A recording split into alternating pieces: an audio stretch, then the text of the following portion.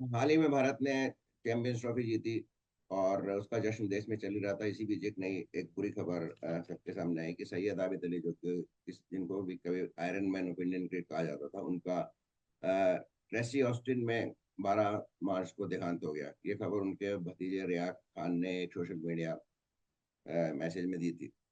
सैयद आबिद अली 1974 1967 से लेकर 74 तक भारतीय क्रिकेट टीम का एक सदस्य रहे थे और उन्होंने इस दौरान 29 टेस्ट मैच खेले थे, जिसमें 1018 रन बनाए थे और 7 अर्धशतक बनाए थे। उनका हाईएस्ट स्कोर 81 रन था ओल्ड ट्रैफोर्ड में 1974 में। ये वो सीरीज थी जब भारत ने इंग्लैंड को ओवल टेस्ट में हरा कर जीता था, और उस टेस्ट मैच में भी सैयद आबिद अली का बहुत ही अहम रोल रहा था।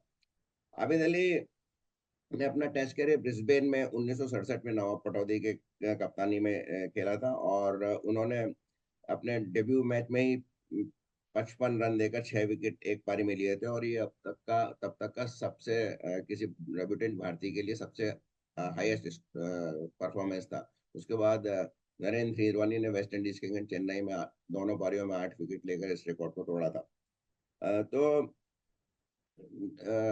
उस समय जब भारत अजीत वाडेकर के नेतृत्व में और नवाब पटौदी के नेतृत्व में बहुत अच्छा परफॉर्मेंस कर रहा था, और भारत की स्पिन तिगड़ी उस समय थी, चौकड़ी थी इनफैक्ट, प्रसन्ना बेदी, चंद्रशेखर और वेंकट राघवन। तो उनको जो शार्प एज, उनकी जो धार बढ़ाने के लिए जो 4 शॉर्ट इन फील्डर रहा करते थे, उसमें एक एकनाथ सोलकर थे और दूसरे आबिद अली हुआ करते थे, और इनके डर से बैट्समैन आधा तो खुद ही आउट हो जाया करता था।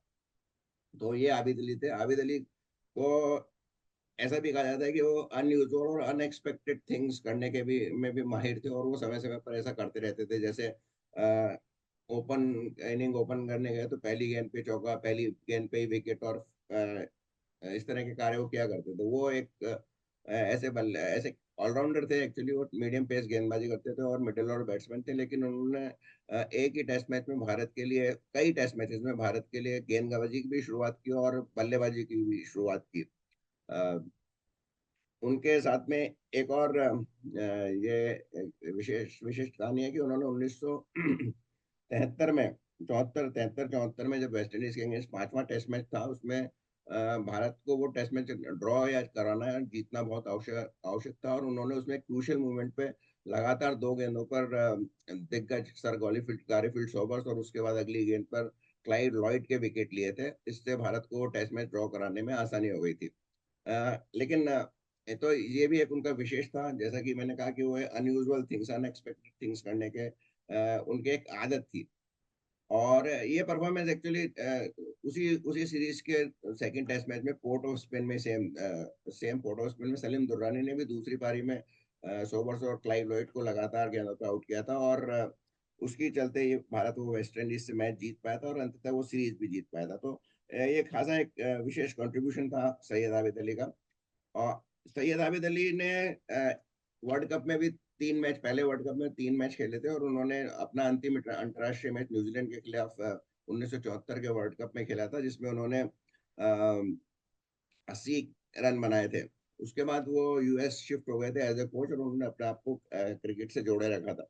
इस बीच कभी ये भी खबर आई थी कि उनको फाइनेंशियली और हेल्थ और फाइनेंशियली काफी इश्यूज हैं, और जैसा कि वो आज आज होता है, उतने एफिलिएंट नहीं थे, उतना पैसा उस समय क्रिकेट में नहीं मिलता था।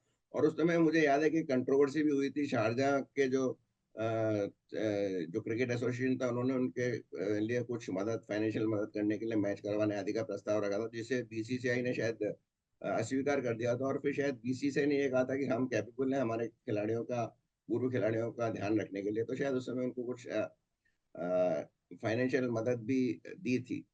मुझे याद है एक बार, आपको याद होगा जयमाला करके एक प्रोग्राम आता है विविध भारती हर शनिवार को, जिसमें कोई शुरू में फिल्मी स्टार उस प्रोग्राम को प्रस्तुत किया करते थे। फिल्मी गानों का प्रोग्राम होता था। उसको एक बार सलीम दुर्रानी उस समय आए थे, और सलीम दुर्रानी ने बताया था कि किस तरह से उस समय के क्रिकेटर की स्थिति थी। वो बता रहे थे कि वो एक बार कहीं पूना से बॉम्बे या कहीं एक ट्रक में बैठ के जा रहे थे, और फिर उनका किसी ने पर्स चुरा लिया था। तो वो दूसरे लोग काफी उससे सहानुभूति कर रहे थे, तो उन्होंने कहा था कि नहीं नहीं, ऐसी कोई चिंता की बात नहीं है, उसमें ज्यादा पैसे नहीं थे। तो लोगों ने कहा कि आप इतने बड़े क्रिकेटर हो, आपके पर्स में पैसे नहीं थे? तो उन्होंने कहा कि ये हालत थी उस समय हमारी कि हमारे पास पैसे नहीं हुआ करते थे। आज बहुत डिफरेंट है ये सिचुएशन। और जैसा मैंने आपको एक पिछले वीडियो में भी कहा था कि जो सीडी गोपीनाथ थे, जो एक समय जो पहली भारतीय जीत में हिस्सा रहे थे इंग्लैंड के खिलाफ 1952 में, उन्होंने भी यही कहा था कि हमको बहुत कम पैसे मिलते थे और यहाँ तक कि हमको अपने दोस्तों के घर पर रहना पड़ता था। तो देखिए कितना क्रिकेट बदल गया है।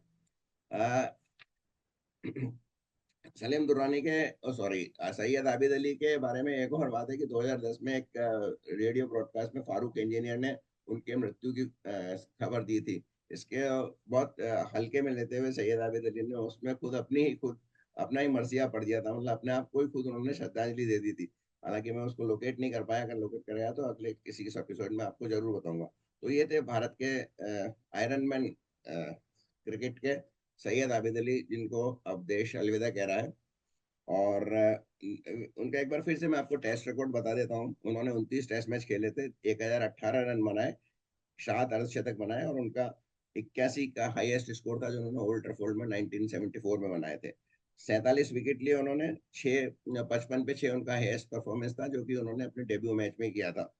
और 5 विकेट हॉल उन्होंने 2 बार लिए थे और 24 कैचेस की थी। लेकिन वो वेस्ट इंडीज और इंग्लैंड के खिलाफ जीत में 1973-74 के दौरान भारतीय टीम के बहुत ही महत्वपूर्ण एक अंग थे। उस समय फास्ट बॉलर नहीं हुआ करते थे, तो वो खुद ही फास्ट उनको फास्ट बॉलिंग का जिम्मा और कई बार तो ओपनिंग बैट्समैन का जिम्मा भी मिला था। तो हमारे साथ ज्वाइन मी इन श्रद्धांजलि देने के लिए सैयद आबिद अली को, मेरे एक समय के वो प्री क्रिकेटर थे। इस ब्रॉडकास्ट में बने रहने के लिए बहुत बहुत धन्यवाद। अगर आपने मेरा चैनल सब्सक्राइब नहीं किया तो आपसे अनुरोध